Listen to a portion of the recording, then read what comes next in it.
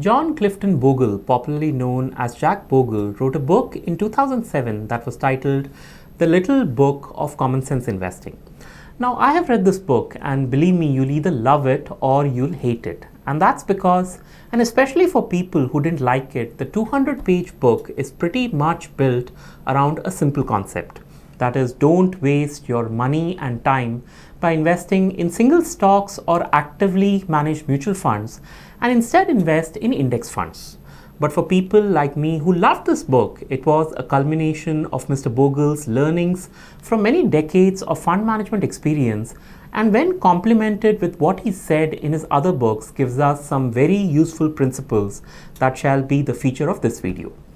Now, although Jack Bogle may not be amongst the most well-known money managers and investors, it will be difficult to present anyone who has had a bigger impact on the investing public. In fact, here's what Warren Buffett said in his 2016 annual report, and I quote, "If a statue is ever erected to honor the person who has done the most for American investors, the hands-down choice should be Jack Bogle. For decades, Jack has urged investors to invest in ultra-low-cost index funds, and in his crusade, Jack was frequently mocked by the investment management industry. Today, however, he has the satisfaction of knowing that he has helped millions of investors realize far better returns on their savings than they would otherwise have earned. He is a hero to them and to me."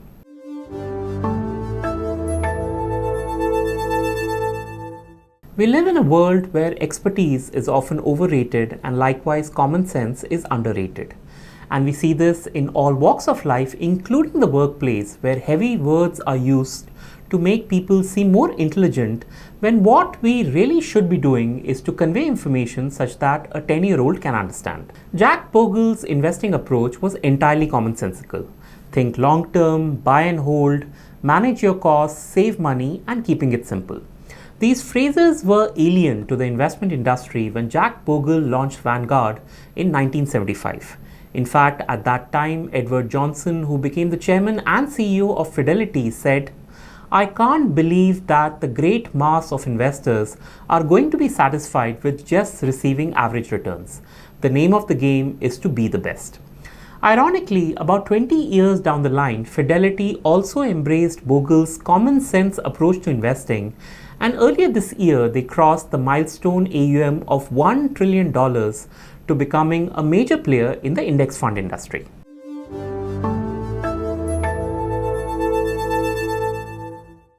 Jack Bogle wrote in one of his books, "When you decide to avoid complexity and rely on simplicity, your investments should flourish." But Bogle did not just use words, and he would often prove his points using data and by backing it up with strong arguments. In fact, one simple approach that he advocated was to invest solely in a single balanced market index fund. Now, I'm sure you might find putting all your capital in a single fund a little perplexing, and so did I. But per Bogle, for any typical conservative investor, a middle-of-the-road investment program which requires allocating 65% of assets to large growth and value stocks and 35% to high-grade bonds was the ideal split. In fact, over a talk whose link I have attached in the description of this video, Bogle goes on to prove that while actively managed funds have delivered 85% of S&P 500's return over a 15-year period, this simple 65-35 combination would end up delivering 99% of the broader market's returns. Further, and on the subject of simplicity, Jack Bogle would use every forum to warn investors against getting a brain rush when investing their money. In an interview once he said, and I'm paraphrasing here, "I look at indexing as being simple and sad to say boring. In essence, while you will be bored by the process, the outcome will elate you. And when it comes to gambling, it's quite the opposite, with the process giving you a high while the outcome quite predictably will be boring and unprofitable to the gambler." For many investors, it's excruciatingly hard to wrap one's mind around the idea that simple and boring is better, but the numbers, the experience, and the logic all prove that there is a lot of truth in what Jack Bogle said all his life and continues to remind us via his talks and his books.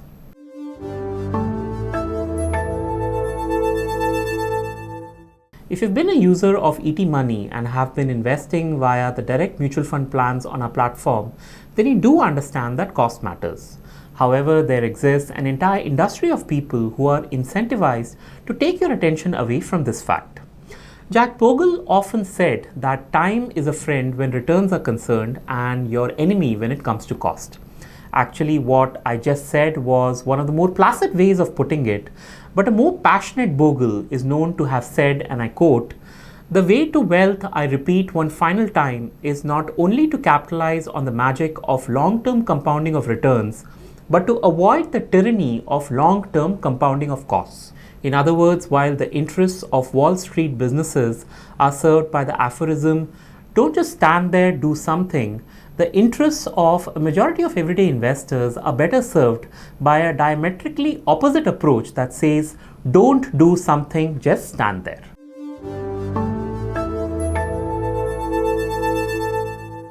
I just love this quote by John Bogle where he says, "The greatest enemy of a good plan is the dream of a perfect plan. Always stick to the good plan." Well, now that I say it, this quote actually has two parts of it. The first part, that is, the greatest enemy of a good plan is the dream of a perfect plan, was said by the Prussian general von Clausewitz, while it was Jack Bogle who quite contextually applied the always stick to the good plan part to indicate the approach that every investor should take when investing.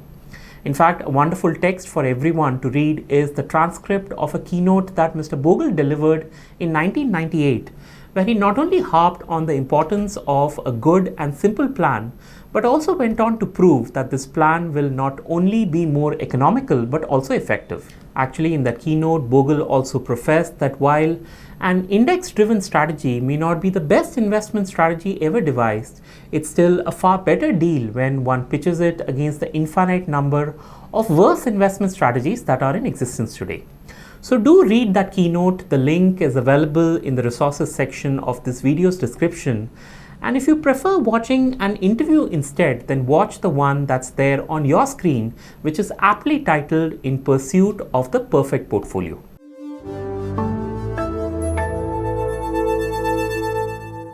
Jack Bogle rolled out the world's first index fund at perhaps the worst time, with the United States coming out of an energy crisis and with the economy in recession and in the grips of high inflation and unemployment.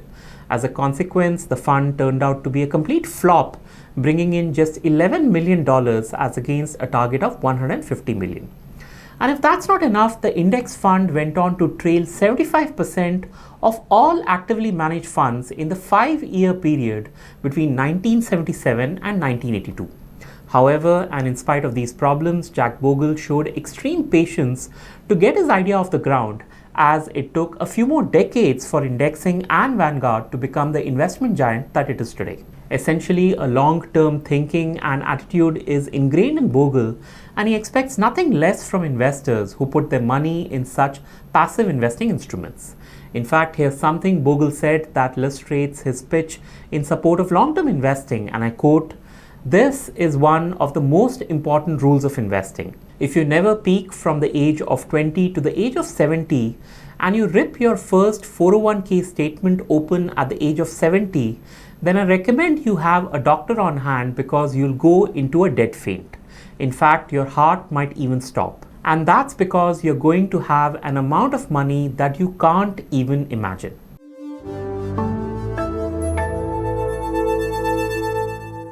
In this YouTube channel, we've presented a number of videos that come with a singular message: don't mix emotions with investing. Time and again, Jack Bogle pressed investors to have a diverse selection of stocks and bonds, to numerically assess performance, and more importantly, to have the patience of sticking to a plan.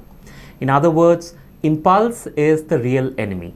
And the best way to extract the most value from one's investing is to have rational expectations for future returns and to avoid making changes based on the constant noise that emanates from newspapers, TikTok, social media, and those so-called stock market experts.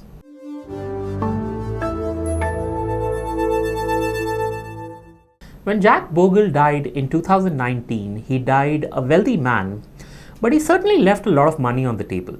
In fact, estimates say that when he left the world, He had a personal wealth of just $80 million, which is almost nothing when compared to other fund managers who, with the billions, are counted amongst the world's richest. To put it differently, while these managers and investors chose to make billions, Jack Bogle chose to make a difference. And the more you read about Bogle through his articles, talks, and books, you'll notice a common thought thread of 5 simple principles that have come to define his life. Stay balanced, think long term, keep costs low, be disciplined, and put the investors first.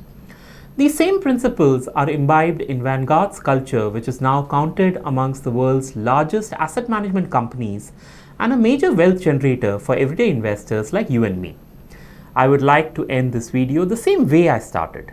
There is no exaggeration in saying that John Clifton Bogle did more good for the individual investor than anyone else in the past century. A champion in his own right, he was one of the very few people who fought for the small investor with his unwavering belief that a low-fee portfolio, buying all the securities in an index and holding it for the long term, would outperform the average actively managed fund. We at ET Money are big fans of passive investing, which together with an intelligent investing service like Genius helps investors take maximum advantage of timely asset allocation and rebalancing. So if you haven't tried Genius, then do give it a shot, and for more information on it, do watch these videos in English and Hindi, whose link is available in the description of this video. Once again, thank you for your time. Do like this video, do subscribe to our channel, and I look forward to catching up with you next week on another insightful video. Until then. Mutual fund investments are subject to market risks. Read all scheme-related documents carefully.